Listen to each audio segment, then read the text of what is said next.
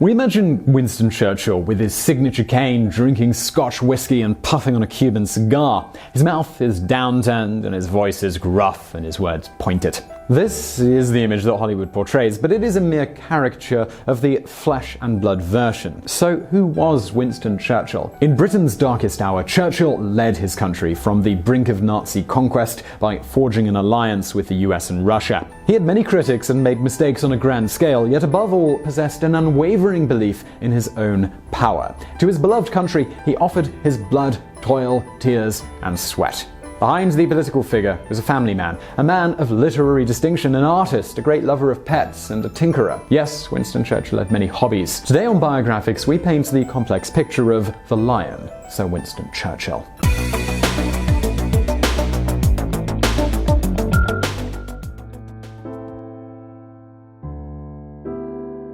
Sir Winston Churchill was born on November 30th, 1874 into the upper echelons of British society. His father was Lord Randolph Henry Spencer Churchill, a prominent politician and the third son of the 7th Duke of Marlborough. Churchill's mother, Jenny Jerome, was an American beauty and socialite, the daughter of a wealthy New York stockbroker and financier. The glamorous couple would seem like a match made in heaven, but they lived mostly apart and carried on separate lives. They also couldn't really be bothered with the young Winston. The very privilege of his pedigree didn't afford him the kind of love and affection that he sought from his parents. Sadly, throughout his life, both father and mother were distant and neglectful. Fortunately, though, for the young Winston, there was one adult in his life who provided emotional support and acted like a mother figure: Churchill's nanny, Elizabeth Everest. Womb, as Winston called her after a failed attempt at saying woman as a child, was hired to care for Winston when he was 1 month old. She would remain his only real friend and confidant throughout his childhood. When she passed away, Churchill said of her, "She had been my dearest and most intimate friend during the whole 20 years I had lived. I shall never know such a friend again." Winston was just 7 years old when he was sent away to St. George's School at Ascot, a boarding school. It was not uncommon for schoolchildren in upper-class society to be sent away, but his mother dropped him off at Paddington Station alone to catch the train. At his first school, Winston was bullied and bruised by the headmaster, who commonly birched the students, a form of corporal punishment that involved striking the bare bottoms of boys that misbehaved. With visible scars on Winston from the beatings and pleas from his loving nanny, his parents withdrew him and placed him in the Brighton School in 1882. Winston escaped the brutality of his first school, but not the lessons at Brighton, which he despised. Winston hated the regiments and was rebellious. His poor academic scores and speech impediments, a lisp, made Winston an easy target and subject to ridicule. In 1888, Winston enrolled at the Harrow School, but with abysmal entry scores. He placed at the bottom of his class. At Harrow, Winston excelled in the subjects that interested him, including English and history. He also demonstrated a prowess for the sport of fencing, winning the public school's fencing championship. Yet the few bright spots were overshadowed by deep sadness. Winston recalled, "In retrospect, those years form not only the least agreeable, but also the only barren and unhappy part of my life." Winston Churchill nearly died from a self-imposed act of bravado at the age of 18 when he jumped off a bridge. He would later endure 3 days of unconsciousness, a ruptured kidney, and 3 months in bed. It happened when the teenager was playing chase with his 12-year-old brother Jack and his 14-year-old cousin while vacationing at their aunt's estate. According to Churchill in his 1930 memoir, he was trapped on a rustic bridge, with brother at one end and cousin at the other. Rather than be captured, Churchill leapt from the bridge, aiming for a pine tree to slide down. He greatly misjudged the distance and fell the full height onto hard ground. Churchill was extremely lucky to survive, but it wouldn't be his last brush with death. Indeed, during his life, Churchill was prone to accidents, including crashing a plane while learning to fly, nearly drowning in a lake, falling several times from horses, and getting hit by a car while trying to cross New York's Fifth Avenue. Due to his poor grades at Harrow, it appeared Churchill's only chance at a career was through the army. It took Churchill 3 attempts to pass the exam for the Royal Military College at Sandhurst. Churchill described taking the Latin portion of the exam and leaving it completely blank except for his name, a number, a blot, and several smudges. His father had wanted him to be in the infantry, but his scores were only good enough for the cavalry. The new training at Sandhurst excited Churchill, and over the next 18 months, Churchill thrived. He recalled, "I was no longer handicapped by past neglect of Latin, French, or mathematics. We now had to learn fresh things, and we all started equal. Tactics, fortification, topography, military law, and military fortification formed the entire curriculum. In addition were drill, gymnastics, and riding. Churchill finished 20th out of 130 in his graduating class. Churchill craved action and showed no fear on the battlefront. Churchill knew that he was destined for great things, and he had to prove it to the world, and war provided the perfect opportunity to do so. Churchill served in the British Army, though only for a short time, from 1895 to 1899, and during the same time wrote military reports for newspapers, as well as 2 books: The Story of the Malacan Field Force and The River War. In 1899, Churchill stepped into politics, trying to win election to the House of Commons, but he failed. Without hesitation, he travelled to South Africa to cover Britain's war with the Boers as a London post-war correspondent. At the age of 25, Churchill arrived in Cape Town with 18 bottles of scotch and a guarantee of $150,000 in today's money for a 4-month assignment. One day, Churchill admitted to his brother, "There is no ambition I cherish so keenly as to gain a reputation for personal courage." He would soon get the chance to earn that reputation in South Africa. While covering the war, Churchill was aboard a train with soldiers sent on a reconnaissance mission. The train was suddenly ambushed by the enemy, and Churchill immediately sprung into action. Under fire, he acted like a decorated general and ordered the soldiers with him to flee to safety. Most of them did, but Churchill was captured as a prisoner of war and sent to Pretoria. Churchill's conditions in captivity, they could have been worse. The Boers allowed prisoners to buy cigarettes, beer, and newspapers. But Churchill hated every moment of it, feeling the opportunity for glory slipping him by. One night, with no real plan of how to make it out of 300 miles of enemy territory, he made a daring escape. A massive manhunt ensued, and the fugitive Churchill was wanted dead or alive. He avoided capture, travelling at night and drinking water from streams, and when he could go no further, he took a chance by knocking on a stranger's door. On the other side, he knew not whether there'd be friend or foe. Saved by pure chance or fate, it was an Englishman who answered. "I felt like a drowning man pulled out of the water," Churchill would recall.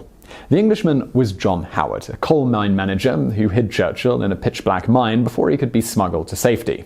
During this time in the mine, rats were Churchill's only company. In Britain, the story of an English lord's son escaping prison camp and humiliating the Boers was a boost to the nation. He became a hero and a celebrity pretty much overnight. With a hero's welcome and newfound popularity, Churchill ran for office, and this time in 1900 he was elected as a Member of Parliament in the House of Commons. This was the start of a 55-year-long political career with the highest of the highs and the lowest of the lows. Churchill once said, "Politics is almost as exciting as war and quite as dangerous. In war, you can only be killed once, but in politics, many times." Churchill was a conservative when he first stepped into the House of Commons, but he repeatedly clashed with his party on a number of issues. Free trade was crucial in his mind, and in 1904 it was his party's support of tariffs that made Churchill cross the floor to the opposing Liberal side. It infuriated his fellow Conservatives, but it proved to be great timing. The Liberals took control soon after. As a newfound Liberal, Churchill concerned himself with social reforms and laid the groundwork for the post-war welfare state. Churchill again ratted or switched sides back to the Conservative Party in 1925. The flippant politician was highly criticised for the moves, and he was seen as an untrustworthy opportunist. Churchill's greatest political failure, though, the one that nearly ruined his career, came in 1915. World War I was at a stalemate along the Western Front, with Allied troops engaged in deadly trench warfare. Anxious to end it, Britain's War Cabinet authorised a bold military attack. The mastermind of the 40-year-old First Lord of the Admiralty, Winston Churchill. The campaign would send troops over 1,000 miles to the east, establishing a second front to eventually seize Constantinople and take control of the sea route from Europe to Russia. The plan involved a naval attack through the Dardanelles Strait and then a land invasion on the Gallipoli Peninsula in modern-day Turkey. Lack of intelligence, incompetence, and hesitation by military commanders created the perfect storm, and the campaign went horribly wrong. Half of the ships were lost, and a bloodbath on the shores lasted 9 months. In all, 45,000 Allied troops and 65,000 Turkish troops lost their lives. Right or wrong, Churchill bore the brunt of this failure, and it forced his resignation from politics for a while. Churchill, he used this opportunity to return to the war front. The Gallipoli campaign haunted Churchill for decades. "Remember the Dardanelles" was a favourite taunt from political opponents throughout his career. A second controversy would plague Churchill for a decade and send him into political exile, a period known as the Wilderness Years. In 1929, a debate erupted over self-government in India, which was, at the time, under British rule. Churchill was no doubt an imperialist and was vehemently opposed. He also had no love for Gandhi. He saw him as a threat to the British Empire and went so far as to say Gandhi should not be released on the account of a mere threat of fasting. We should be rid of a bad man and an enemy of the empire if he died. Except for the most right-wing of conservatives, Churchill was alone in his position.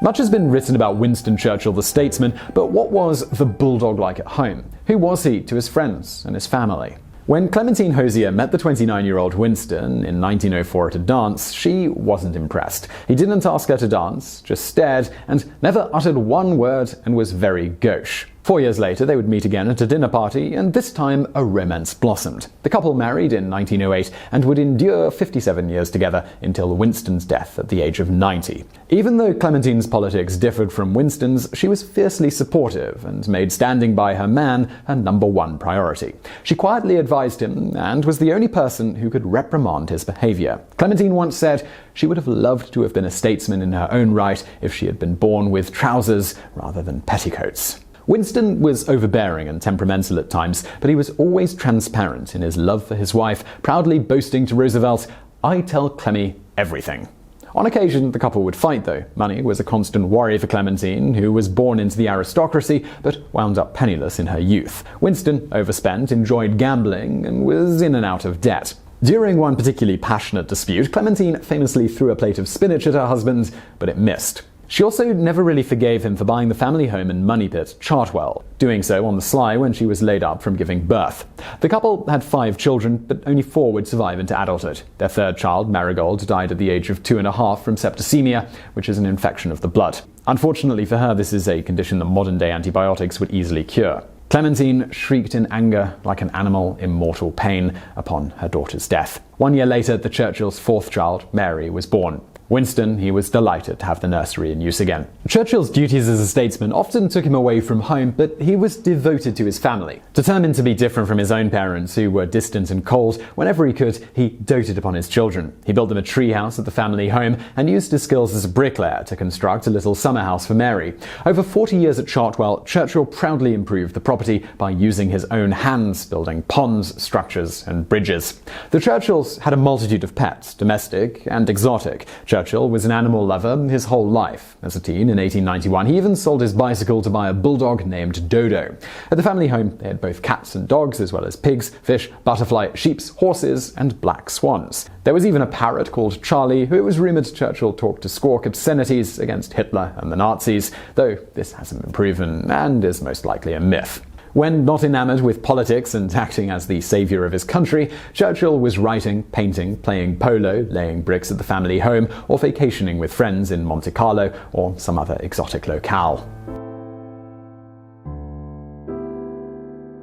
We shall fight on the beaches, we shall fight on the landing grounds, we shall fight in the fields and in the streets, we shall fight in the hills, we shall never surrender. If it wasn't for Hitler and the Nazis, Churchill may never have become Britain's Prime Minister. After losing his cabinet position in 1929, many believed Churchill's political career was over. Even though he was out of politics, he was not out of the public eye. He continued to write books, speeches, and newspaper articles, and warned of the dangers of Hitler. From his home in Kent, the predictions of the growing Nazi power and the quest for domination was coming true. He later wrote in his memoirs, "My warnings over the last 6 years had been so numerous, so detailed, and were now so terribly vindicated that no one could gainsay me."